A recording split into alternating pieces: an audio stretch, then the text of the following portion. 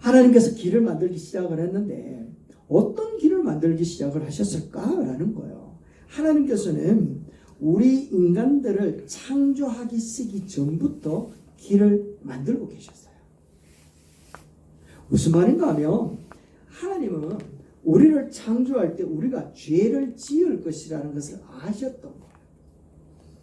죄 지을 것을 아셨음에도 불구하고 우리 인간들을 만드신 이유가 어디에 있는가 하면 그럼에도 불구하고 사랑의 교제를 원하셨던 거죠.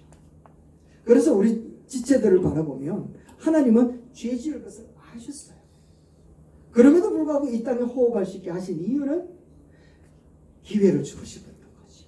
그리고 돌이켜서 관계를 맺고 그 교제하는 관계 속에서 하나님의 사랑이 전달되기를 원하셨던 거예요. 그래서 하나님께서는 죄 지을 것을 알면서도 그들을 창조하셨는데 그 창조하시면서 그들이 죄를 지었을 때 그것을 깨끗하게 씻어주고자 하는 길을 만들기 시작을 하셨던 거예요. 그 말씀이 바로 에베소서 1장 4절인데 같이 한번 읽어봅시다. 시작. 창세 전에 그리스도 안에서 우리를 택하사 우리로 사랑 안에서 그 앞에 거룩하고 흠이 없게 하시려고. 아멘. 뭐가 없게 하시려고요? 거룩하고 흠이 없게 하시려고 우리를 어떻게 했습니까? 택하셨단 말이죠. 그런데 흠이 없게 하시려고 택하신 그 계획은 언제 하셨는가 하면 창세 전에, 우리를 만들기 전에 우리를 거룩하게 하시려고 하나님께서 길을 만들고 계셨다라고 얘기를 하고 있습니다. 하나님께서 만들어 놓으신 그 길을 하나님은 우리 인류사에서 진짜 그 길을 만들었고 완성하셨던 것을 우리에게 보여주시는 거죠. 그리고 그 길을 만들어가는 첫 단계로 하나님은 어떤 방법을 택하셨는가 하면 당신의 아들을 이 땅에 보내시는 것으로 방법을 택하셨어요. 읽어봅시다. 시작. 죄를 모르시는 분 당신의 아들 예수를 이 땅에 보내셨습니다. 맞습니다. 당신의 아들 예수님을 통하여서 인간과 하나님 사이에 가로막혀 있는 이 죄, 이 담을 허물기 위하여 당신의 아들을 보내셨어요. 그런데 그냥 보낸 것이 아니라 때가 딱 맞을 때 보내셨단 말이죠. 그걸 우리는 네 글자로 뭐라고 얘기하는 줄 압니까? 그렇죠. 때가 참에. 또 다른 네 글자로 사자성어 안성맞춤. 딱 되었단 말이죠. 딱 맞을 때 예수님께서 보내셨는데 갈라디아서 말씀에 보니까 때가 참에 시작. 때가 참에 하나님이 그 아들을 보내셨다. 어떤 때가 되었는가 하면 하나님께서 죄사하여 주겠다라고 하는 그 길, 죄사함의 그 길을 만들기에 딱 때가 되었다라고 얘기를 하는 거예요. 그 상황을 바라보니까 로마라고 하는 나라가 전 세계를 지배하고 있었잖아요. 그러니까 로마의 언어가 통일이 되어버렸어. 헬라어로. 그리고 모든 길은 어디로 통하게 되었다? 로마로 통하게 되어져 있었죠. 그리고 로마는 각 지역 나라의 회당 만드는 데에 대해서는 다 허락을 해주고 있었어요. 그러니까 성경이 헬라어로 번역이 탁 되는 순간 전 세계로 쉽게 흘러가게 되어진 거야. 그리고 그 복음을 들고서 달리는 사도들이 모든 길은 로마로 통하게 되어져 있도록 군사 도로가 마련되어졌는데 전 세계를 뻗어가기에 그렇게 좋은 길이 마련되어져 있을 거라고는 생각도 못했는데 로마 정부에서 만들어 놓은 거예요. 그리고 난 다음에 회당들이 다 곳곳에 있으니까 가는 곳곳마다 회당에 들어가서 복음을 전가할 수 있는 거처가 마련되어져 있었던 거예요. 그러니까 언어가 통일되었지, 길이 마련되었지, 복음 전할 수 있는 회당이 준비되었지. 그것만큼 안성맞춤 때가 어디 있겠노? 그래서 하나님이 예수님을 보내기에 딱 맞았다라고 얘기를 하는 겁니다. 그렇게 딱 맞는 때에 하나님께서 예수 그리스도를 보내셨는데 예수님을 보내시기 위해서는 전제가 있었어요. 무슨 전제인가 하면 바로 이거죠. 동정녀 탄생을 해야만 했던 거예요. 왜냐하면 인간의 육체를 입고 오는데 아버지의 씨를 가지고 태어나게 되어지면 아버지의 죄가 그대로 유전되어지기 때문에 그래요. 그러니까 예수님이 오실 때는 죄와 흠이 없는 존재로서 오셔야 우리 인류의 죄가 그분에게 다 맡겨지는데, 그래 되어지면 죄 없는 그분의 정결함이 우리 인간들에게 다 전수되어지는 뒤바꿈의 역사가 나타나는데, 그런데 예수님이 죄가 있으면 내 죄는 예수님께, 예수님의 죄는 내게, 그러니까 또이또이 되어버리잖아요. 그러니까 죄 사함이 안 돼. 그러니까 우리의 죄를 사하기 위하여 길을 만드신 하나님은 독생자를 보내실 때에 죄 없으신 분, 그분을 보내셔야만 하셨던 거예요. 그래서 예수님은 동정녀 탄생으로 이 땅에 오셨고, 그분이 죄 없음이 우리가 죄를 다 맡길 때 그분으로 인하여서 우리가 의롭게 되도록 그렇게 만들어 놓으셨던 거죠. 할렐루야. 그러니까 마태복음 1장 21절에 이렇게 얘기를 하는 겁니다. 시작. 아들을 낳으리니 이름을 예수라 해라. 이는 그가 자기 백성 그들의 죄에서 구원할 자이심이라 합니다. 아멘. 인간이 죄를 지으면 그 죄를 하나님이 확 벌하시려고 한 게 아니라 죄를 어떻게 구원하도록 계획을 하셨다는 것을 이야기하고 있단 말이죠. 죄를 없앨 생각을 하신 주님께서 때가 차서 아들에게 보내는데, 아들을 보내면서 사람들이 잘 모르니까, 그냥 오면 모르니까 제자들을 통해서 글에 적어놔라. 대응이는 잘 모를 거니까 성경에 적어놔라. 이야기해도 안 믿는 사람들은 무슨 말이고 안 믿을 것 같으니까 성경에 적어라 라고 해서 마태복음에다 딱 적어놔. 그래서 오고 오는 많은 사람들이 이 글을 보고 그런갑다 라고 믿을 수 있도록 그렇게 명하여 준 것이죠.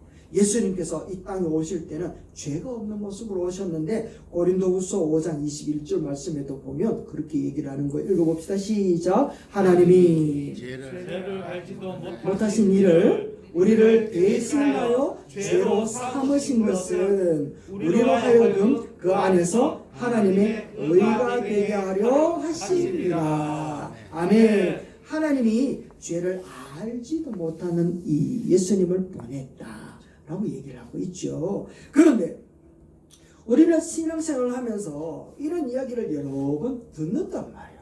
자주 듣는단 말이죠. 그런데 우리는 특기가 하나 있잖아요. 들으면 까먹는 거. 그렇지. 그게 특기잖아. 그죠? 들으면 까먹어. 나이가 들면 들수록 더 잘 까먹어. 그러니까 신앙생활을 하면서 예수님에 대한 기대감이 성경에 기록되어져 있는 것과 다른 것을 기대하는 경우가 생기더라는 거예요. 까먹어버려서. 성경은 예수님께서 오실 때에 무엇을 위하여 오셨다고요? 죄를 사하시고 우리를 구원하기 위해 오셨다 얘기를 하셨잖아요. 그런데 우리는 자꾸만 예수님을 바라보면서 물질적인 혜택을 받으려고 기대를 해요. 그죠? 그리고 건강의 혜택과 세상 출세의 혜택을 받으려고 자꾸 기대를 하는 겁니다. 하나님이 예수님을 보낼 때는 이것 때문에 보냈는데, 우리가 원하는 건 자꾸 엉뚱한 것을 구하고 있어요. 맞죠?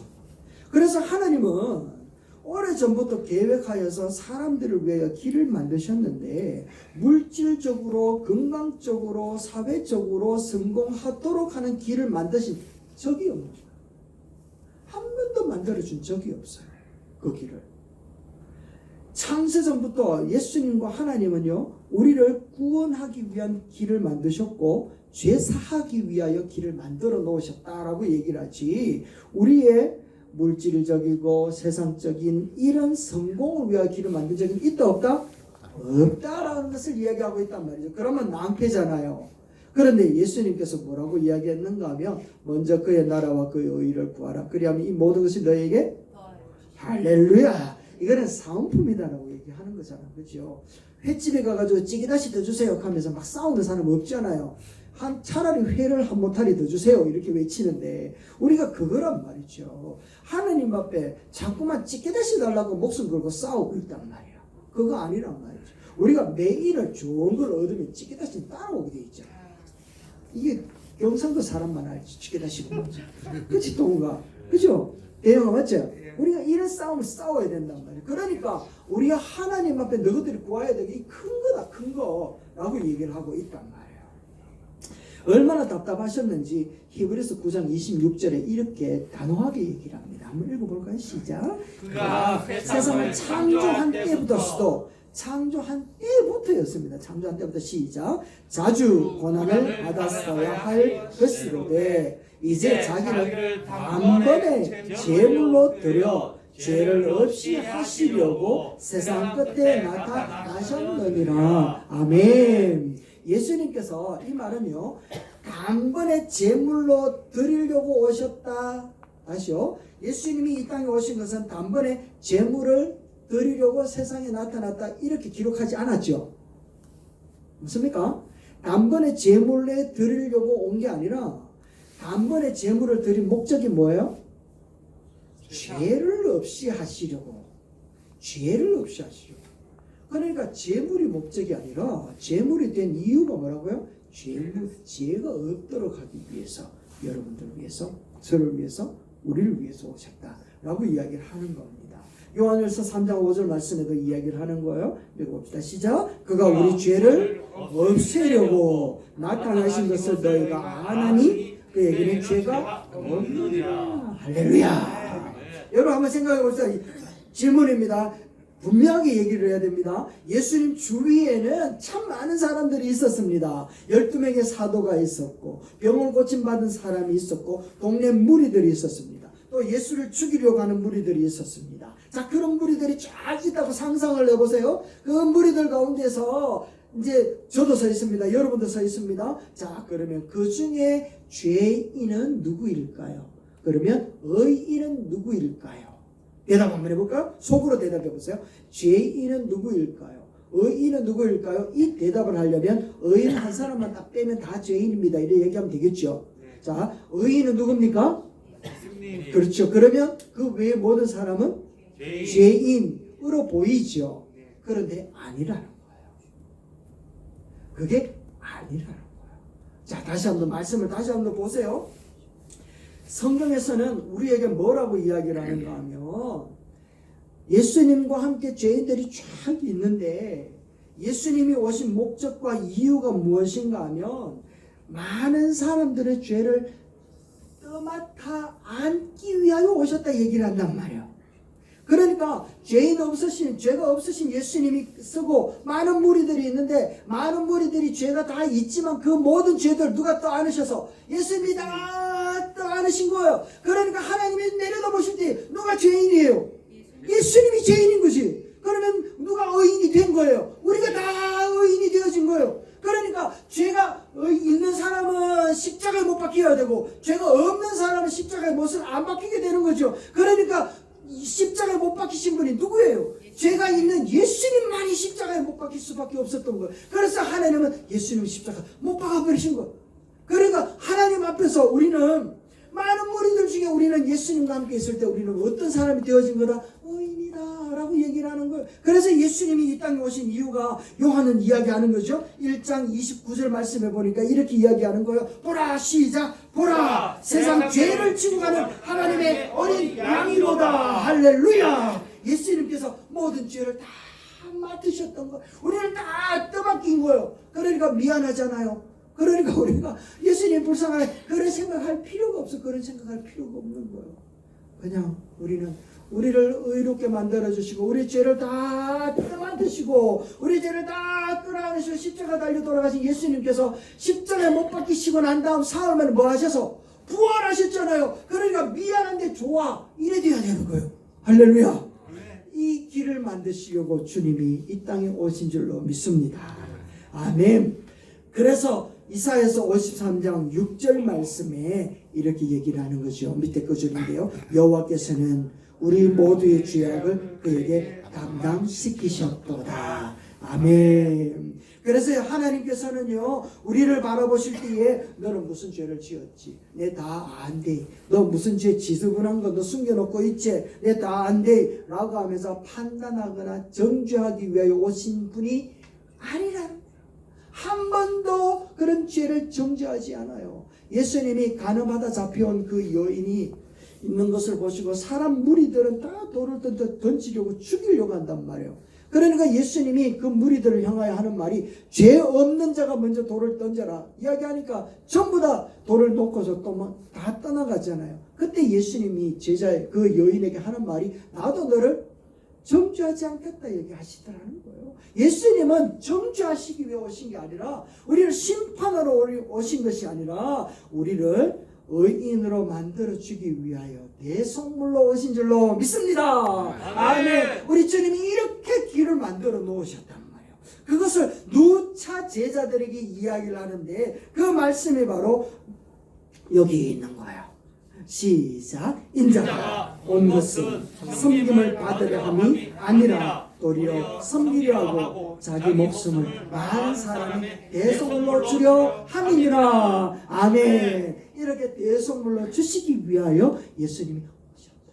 너희들은 의로운 자다 라고 하는 것을 말씀하고 있다라는 것이죠. 그러므로 하나님께서는 인간과 하나님 사이에 원수 만들었던 이 죄 문제를 처리하기 위하여 길을 만드실 계획을 하셨고, 그리고 그 길을 성취하게 하기 위하여 예수님을 보내신 줄로 믿습니다.